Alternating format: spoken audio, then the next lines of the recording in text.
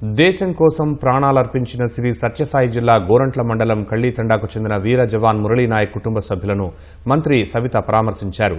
కన్నీరు మున్నీరుగా విలపిస్తున్న తల్లిదండ్రులను ఓదార్చారు. ప్రభుత్వం అండగా ఉంటుందని భరోసా ఇచ్చారు. మంత్రి సవిత తన సొంత నిధులతో మురళీనాయక్ తల్లిదండ్రులు శ్రీరామ్ నాయక్, జ్యోతిబాయిలకు 5 లక్షల చెక్కు అందజేశారు. అనంతరం ముఖ్యమంత్రి చంద్రబాబు ఫోన్లో మాట్లాడి వారిని ఓదార్చారు. రేపు మధ్యాహ్నానికి మురళీనాయక్ పార్థివ దేహం గ్రామానికి చేరుతుందని మంత్రి సవిత తెలిపారు. ప్రభుత్వ లాంఛనాలతో అంత్యక్రియలు నిర్వహిస్తామన్నారు. యువతలో స్ఫూర్తిని నింపే విధంగా జవాన్ మురళీనాయక్ విగ్రహాన్ని త్వరలో ఏర్పాటు చేస్తామన్నారు.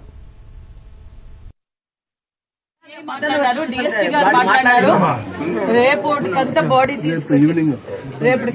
మధ్యాహ్నం అన్నారు. కేంద్ర ప్రభుత్వం నుంచి పెద్ద పెద్ద అధికారులు అందరూ వస్తాము. మేము అన్ని రాష్ట్రం తరఫున అందజేస్తారు, ప్రధానమంత్రి గారు అందజేస్తారు. ఈ సేవలు గుర్తిస్తాం. నా వంతుగా కూడా మీకు ఆసరా కావాలని 5 లక్షల రూపాయలు అందజేస్తున్నాం.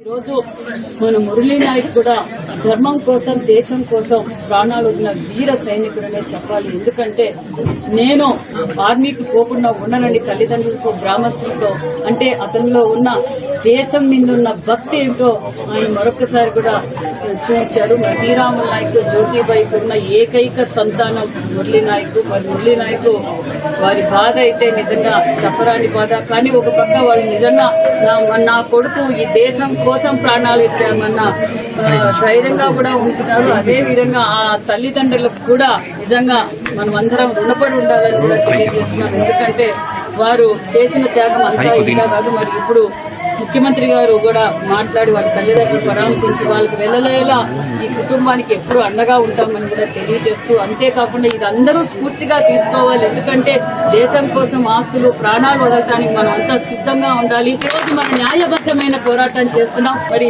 ఇలాంటి వీర జవాన్ల మరణం వృధా కాదు. ఖచ్చితంగా మనం పాకిస్తాన్ కి తగ్గ బుద్ధి చెప్తామనే విషయం కూడా తెలియజేస్తూ, జోహార్ మురళీ, జోహార్ మురళీ.